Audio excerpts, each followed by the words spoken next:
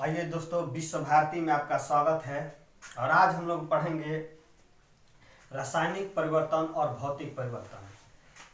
Class चालू करने से पहले आइए हम इस बार कहानी के माध्यम से जानते हैं, और कहानी के माध्यम से जानने से हमें बहुत ही अच्छा रोचक लगेगा। और आइए शुरुआत करते हैं। पहले आइए पृष्ठभूमि देख लेते हैं, उसके जरिए हम धीरे धीरे विषय की ओर आएंगे। कहानी ये है कि आप लोगों ने महाभारत तो जरूर देखा होगा। महाभारत का कुछ इमेजिन कीजिए या कुछ उस सीन को याद कीजिए जब युद्ध छिड़ने वाला है और मान लीजिए ये मैदान है, यह कुरुक्षेत्र है, इसे हम कुरुक्षेत्र कहेंगे। कुरुक्षेत्र के दोनों किनारे यहाँ पे मान लीजिए, यहाँ पे कौरव सेना और यहाँ पे पांडव सेना दोनों तरफ एक दूसरे की ओर खड़ी हुई है। कहानी का शुरुआत ये है कि दोनों तरफ सेना खड़ी है और यहाँ अर्जुन का रथ है, धनुष बाण लिए हुए हैं। यहाँ पे उनके सारथी कृष्ण खड़े हैं। कृष्ण कहते हैं कि अर्जुन, हे पार्थ, तुझे युद्ध करना होगा और युद्ध बहुत ही भयानक होने वाला है। लेकिन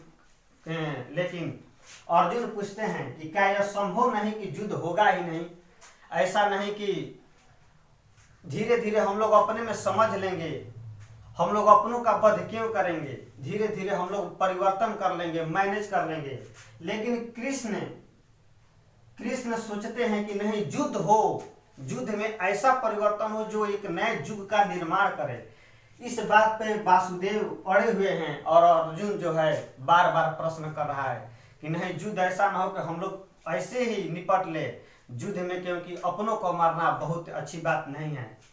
तो यहाँ पर कहानी यही चलता रहता है कहानी, और इसी में एक गीता उपदेश का जन्म होता है, जो कृष्ण अंत में गीता उपदेश देते हैं और इसके बदौलत अर्जुन युद्ध के लिए तैयार होता है। लेकिन कहानी के माध्यम से हम ये बताना चाहते हैं कि जो अर्जुन कह रहा है कि ऐसा नहीं हो कि हम लोग बातचीत के जरिए जो समझ लेंगे वही उचित रहेगा। तो अर्जुन जो कह रहा है कि बातचीत के जरिए जो समझ रहे हैं, जो बातचीत के जरिए हम लोग जो समझ लेंगे, ऐसे निपटारा कर लेंगे, वह हमारा भौतिक परिवर्तन है। अर्जुन भौतिक परिवर्तन की बात कर रहा है, जिसके गुणों में परिवर्तन आ जाए, जिसके कहने से आदमी थोड़ा बदल जाए। लेकिन वासुदेव जो मधुसूदन उनका नाम इसलिए पड़ा दोस्तों, क्योंकि मधु नामक राक्षस को इसने एक बार मारा था, इसलिए उनको मधुसूदन ना पड़ा। अर्जुन कह रहा है कि हे मधुसूदन, ऐसा नहीं कि बातचीत के जरिए हम लोग निपट लेंगे, हम लोग अपने में मैनेज कर लेंगे। लेकिन कृष्ण चाहते हैं कि नहीं, एक ऐसा युद्ध हो जो नए युग का निर्माण करे। सभी लोगों को मारने की बात कर रहे हैं, तो कृष्ण कर रहे हैं रासायनिक परिवर्तन की बात। अब हम धीरे धीरे विषय की ओर आ रहे हैं। रासायनिक परिवर्तन मतलब कि जो चीज बदल जाए, उसका नए रूप ले ले। तो कृष्ण जो बात कर रहे हैं वो नए रूपों की बात कर रहे हैं, लेकिन अर्जुन जो बात कर रहे हैं वो भौतिक बात कर रहे हैं, जिसके में गुणों में परिवर्तन आ जाए, जिसको हम समझाने बुझाने से उसके गुण में, उसके रूप में, उसका आकार न बदले, उसके रूप में परिवर्तन आ जाए। तो आइए अब विषय की ओर चलते हैं। कहानी के माध्यम से हमने आपको बता दिया कि कौन सा भौतिक परिवर्तन, अर्जुन जो बात कर रहे हैं वो भौतिक परिवर्तन की बात कर रहे हैं, लेकिन जो वासुदेव बात कर रहे हैं वो रासायनिक परिवर्तन की बात कर रहे हैं। तो आइए अब चालू करते हैं अपना क्लास। ये रासायनिक परिवर्तन और भौतिक परिवर्तन क्या है?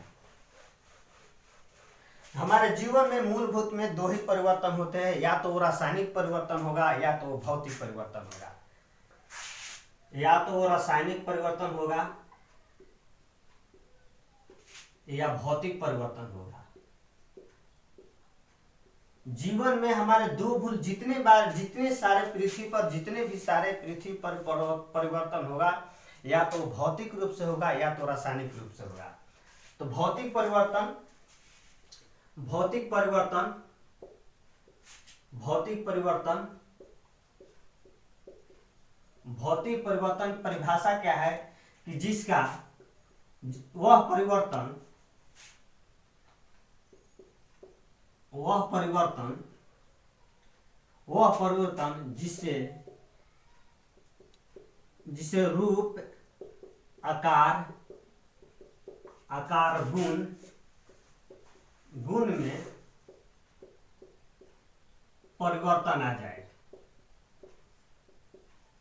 भौतिक परिवर्तन जिसे आकार में, गुण में, उसके गुण ही बदल जाए, उसका कोई रूप न बदले,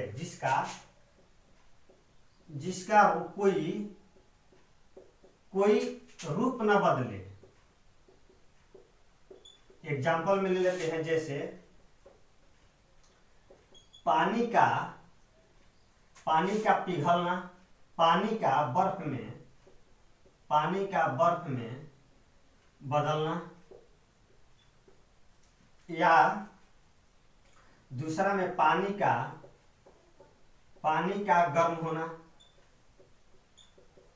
क्या इसमें कोई नया पदार्थ बना? पानी का बर्फ में बदलना, पानी वही है, उसका बर्फ से फिर हम पानी में उसके ला सकते हैं, उसका गुण बदला, उसका कोई रूप न बदला।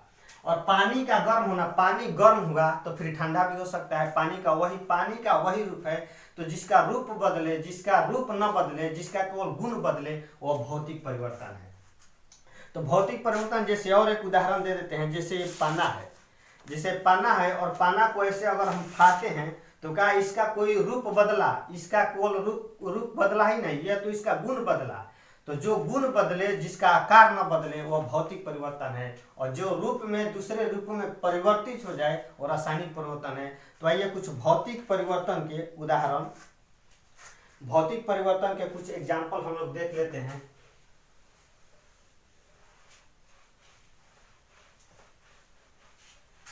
भौतिक परिवर्तन के उदाहरण, भौतिक परिवर्तन के एग्जाम्पल में, जैसे कागज के कई टुकड़े होना, कागज के कई टुकड़े होना, चौक को कई टुकड़े करना,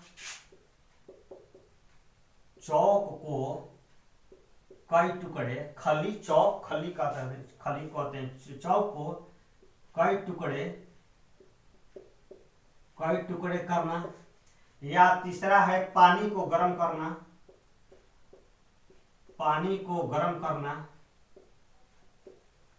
चौथा है पानी का बर्फ में बदलना। उसके बाद लोहे की कील को, पांचवा है लोहे की कील को गर्म करना। अर्जुन के कथानुसार वो भौतिक परिवर्तन की बात कर रहा है, कहने का मतलब उससे रूप और गुण में परिवर्तन लाने की बात कर रहा है, उसका कोई आकार बदलने की बात नहीं कर रहा है। तो वही भौतिक परिवर्तन है। चौक को अगर हम खली को कई टुकड़ों में विभाजित करें तो वह उसका आकार नहीं बदलेगा, उसका गुण बदल जाएगा। और चौक को कई टुकड़ों में करना यह भौतिक परिवर्तन के उदाहरण है। पानी को अगर गर्म किया जाए तो उसका केवल गुण बदलेगा, उसका भौतिक गुण बदलेगा, उसके आकार में कोई परिवर्तन नहीं होगा, उसका ट्रांसफॉर्मेशन नहीं होगा। पानी का बर्फ में बदला, लोहे की कील को अगर हम गर्म करेंगे तो एकदम लाल हो जाएगा, लेकिन जैसे ही कील ठंडा होगा फिर कील अपने रूप में आ जाएगी। तो यह भौतिक परिवर्तन की उदाहरण है।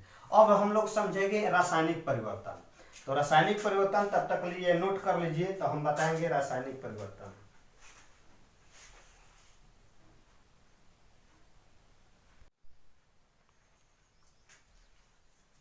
आइए हम लोग अब देखते हैं रासायनिक परिवर्तन। भौतिक परिवर्तन के बाद अब हम लोग देखेंगे रासायनिक परिवर्तन। रासायनिक,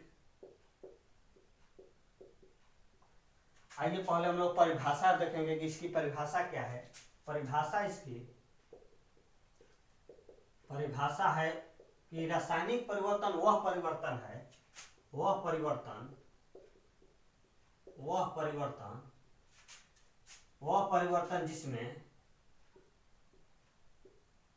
जिसमें एक से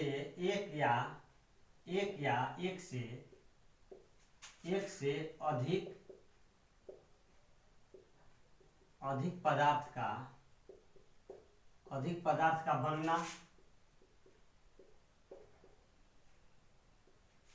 रासायनिक परिवर्तन एक या एक से अधिक पदार्थ बनता है। जैसे किसी उसका रूप बदल जाएगा, जैसे कोयले का जलना, एग्जाम्पल में लिए कोयला का जलना।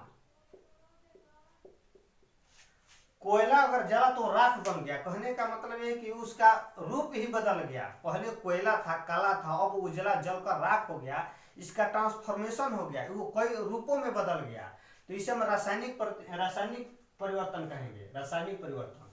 मैग्नीशियम का दहन मतलब होता है जलना। मैग्नीशियम को अगर ऑक्सीजन से अभिक्रिया कराएंगे तो हमारा मैग्नीशियम ऑक्साइड मिलेगा। क्या मिलेगा? Magnesium oxide. मैग्नीशियम को अगर हम ऑक्सीजन से अगर हम अभिक्रिया कराएंगे तो हमारा एक अलग ही एक पदार्थ बनेगा, जो जिसका मैग्नीशियम ऑक्साइड है। सिरका CH3COOH। इसे हम खाने की सोडा अगर मिलाएंगे तो हमारा सोडियम हाइड्रोक्साइड कार्बोनेट मिलेगा। तो क्या हम लोग देखेंगे कि रासायनिक में एक अलग ही पदार्थ का निर्माण होता है, लेकिन भौतिक परिवर्तन में वही रूप रहेगा, रूप नहीं बदलेगा। जैसे पानी को हमने उदाहरण दिया था कि पानी को गर्म करेंगे तो उसका गुण में परिवर्तन होगा, उसका कोई आकार नहीं बदलेगा। लेकिन इसमें क्या, हमारे को नया पदार्थ मिलता है, नए रूप मिल जाता है किसी चीज को। लोहा और ऑक्सीजन और जल, जिसे लोहा में जंग लगने के लिए ऑक्सीजन का होना अनिवार्य है, जल का होना अनिवार्य है। तो लोहा ऑक्सीजन और जल की उपस्थिति में उसमें जंग लग जाएगा, आयरन ऑक्साइड। इसीलिए लोहा को जंग से बचने के लिए हम लोग उस पर जिंक की परत लगा देते हैं, और उस जिंक की परत लगाने के लिए हम लोग उसका यशद लेपन करते हैं। उस क्रिया को हम लोग यशद लेपन कहते हैं। बहुत ही ध्यान में रखिएगा, बहुत ही इंपॉर्टेंट टॉपिक है। उसके बाद कॉपर सल्फेट में अगर आयरन मिला दिया जाए AU तो हमारा आयरन सल्फेट मिलेगा। तो रासायनिक अभिक्रिया में जैसा कि हम लोगों ने देखा कि रासायनिक अभिक्रिया में उसका रूप बदल गया, उसका गुण के साथ साथ उसका रूप भी बदल गया और अलग रूपों में वो मिलने लगेगा। कोई भी अगर किसी चीज से अभिक्रिया कराएंगे तो अलग पदार्थ हम लोग का प्राप्त होता है, जिससे कोयले का जलना। और एक खास बात